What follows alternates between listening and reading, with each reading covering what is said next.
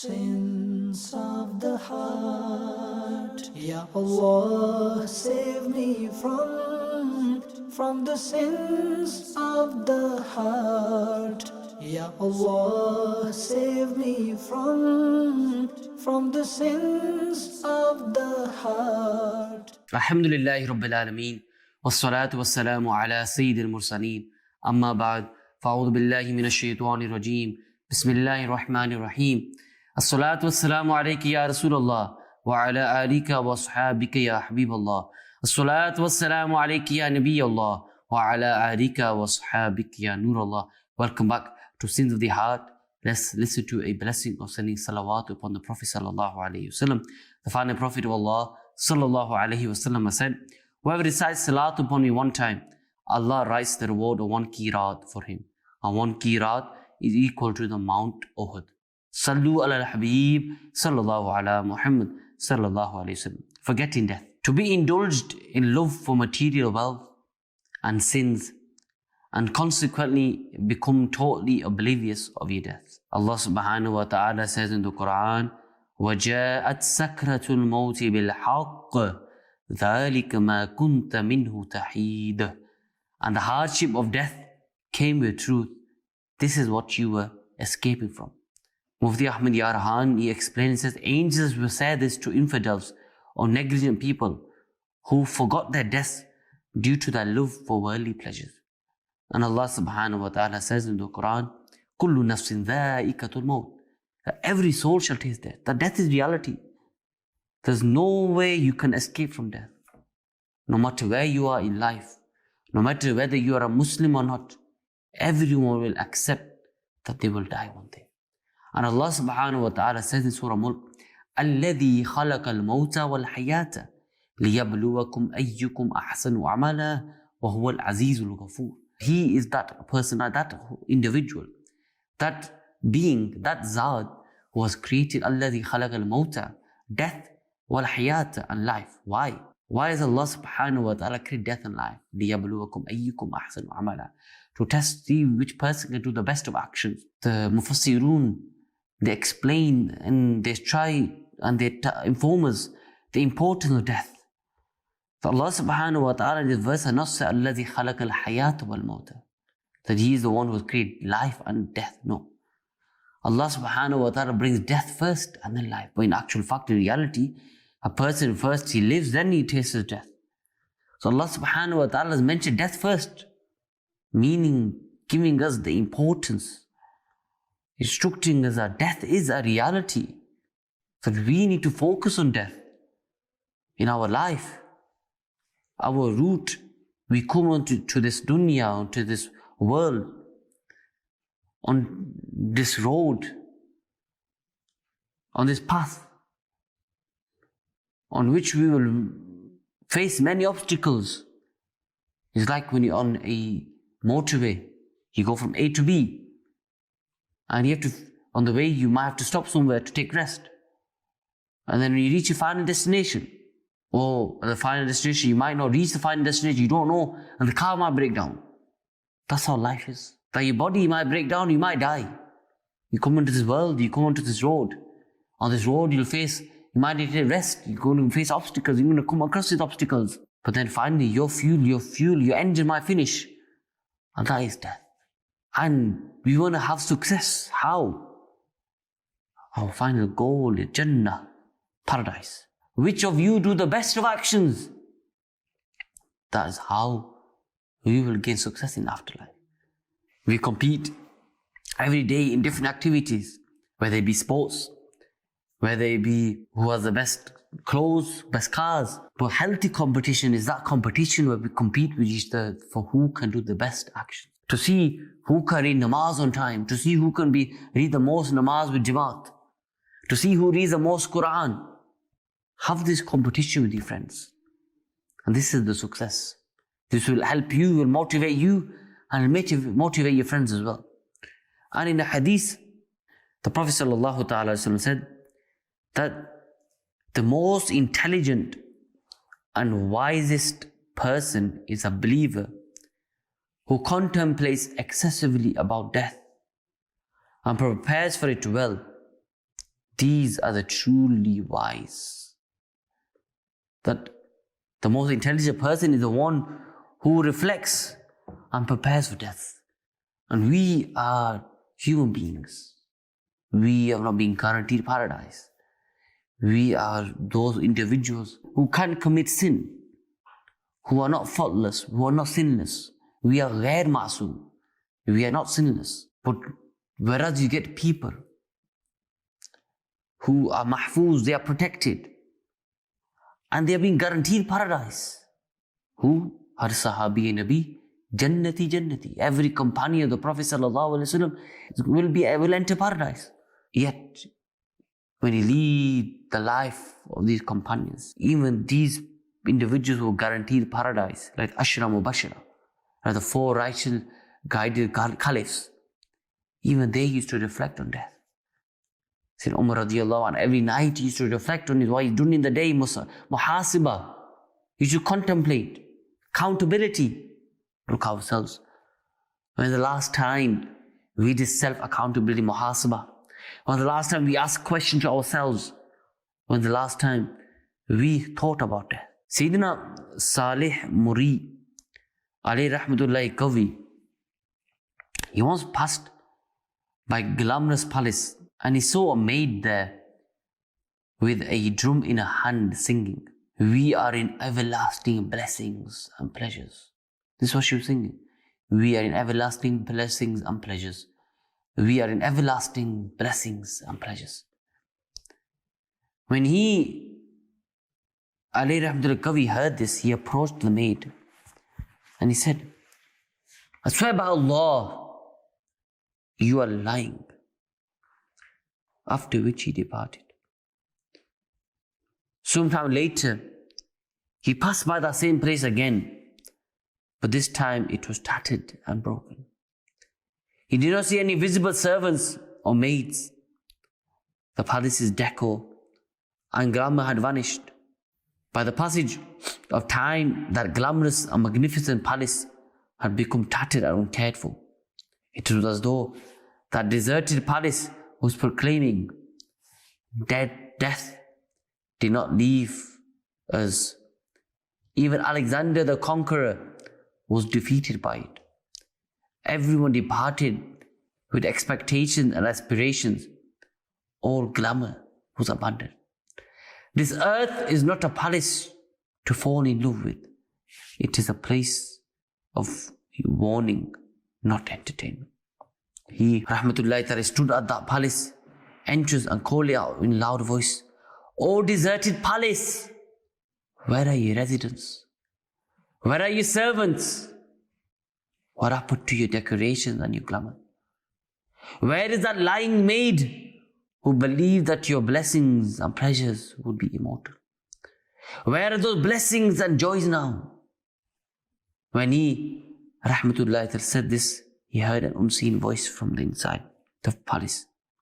"O Saleh, if this is how angry one human is at another human, then imagine the wrath of the Creator on his creation." After this, he, rahmatullahi ta'ala, turned to the people and said, while sobbing profusely, "O people, I have come to know that the inmates of hell will cry out in a manner like this. O Lord, punish us however you will, but do not be displeased with us. Your wrath is worse than the fire. O our Lord, when you are displeased with us, the shackles and chains of torment and the collar of hell tighten for us." My dear viewers of Madani Channel, these are the people who forgot death. Death, as I mentioned, will face all of us. We need to prepare ourselves for death. We prepare ourselves for exams of this dunya. We prepare ourselves for matters of this dunya. If you are financially broke, we try and find a job to help us financially. But if we are broke in terms of our good deeds, If we do not have enough good deeds, then what are we doing to improve this? Money is something which will go and come. But our deeds are things which will come and stay with us. And we prepare ourselves for the death.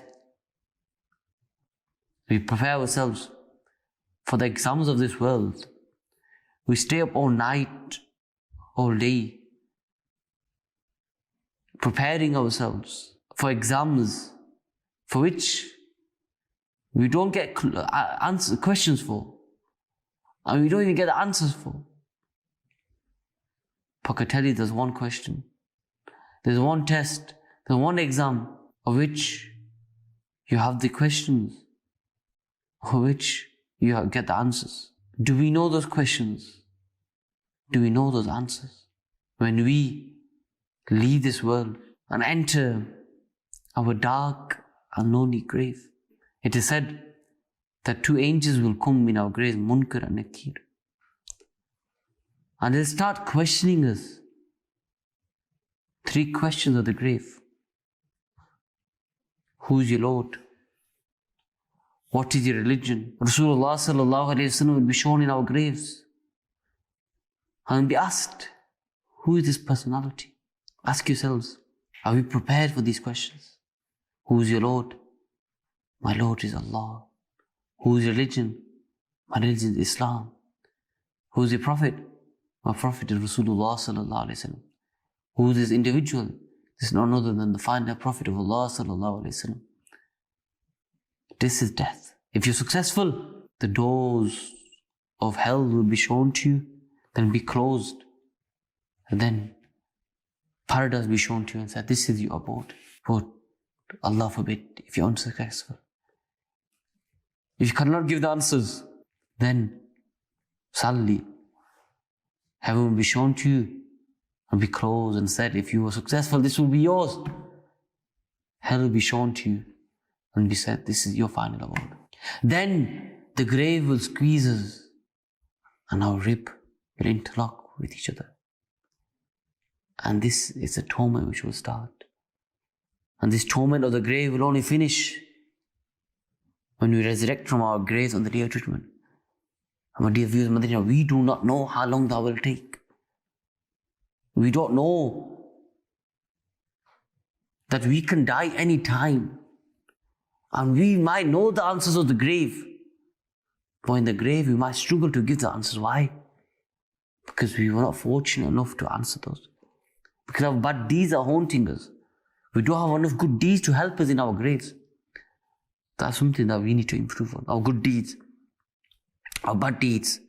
Remove them from our lives. Improve our good deeds, and inshallah, that will help us our death. And why do we forget death? What's the reason for forgetting death? Some causes and cures. You should not let the love of this world settle inside your heart, since the main cause of forgetting death is the love of this dunya. When a man falls in love with this world, he usually forgets his death. Number 2, attend the bathing ceremonies of deceased people, burials and funerals frequently, because these things will save you from the fatal disease of forgetting death and help you contemplate about the afterlife. Number 3, in solitude, remember your deceased loved ones, since this will greatly help you to contemplate about the afterlife.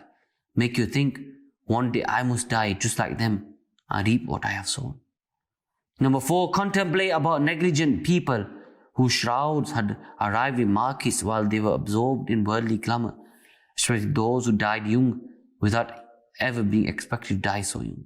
Number 5, contemplate about the events of the grave, but by telling yourself, today the people who claim to love me and never leave my side will tomorrow abandon me in this dark, tight hole, all alone before returning to their life. Read the books about death. Study the following booklets written by Amir al-Sunnah. 4 frightening dreams, causes of bad death, 25 stories about dead people, confessions of shout thieves, first night of the grave. Listen to speeches about death. It will be very beneficial to listen to these speeches by Amir al-Sunnah, speeches such as negligence, test of the grave, test of judgment day, and a speech by Baligh Islami Nigrani Shura Haji Imran Attari called Imagining Death, Maut Ke Tasawwur, which will really compel you to contemplate about the afterlife. Write death on a piece of paper and display it in your room, office, mobile phone, or anywhere else that you expect your eyes to look frequently, so that whenever you see it, you contemplate about death. And there's something which we see in the life of Mir al-Sunnah, that in his room, on the walls, he has written Al-Maut, Al-Maut, death. Death is written everywhere on his wall, so that he's constantly remembering about death.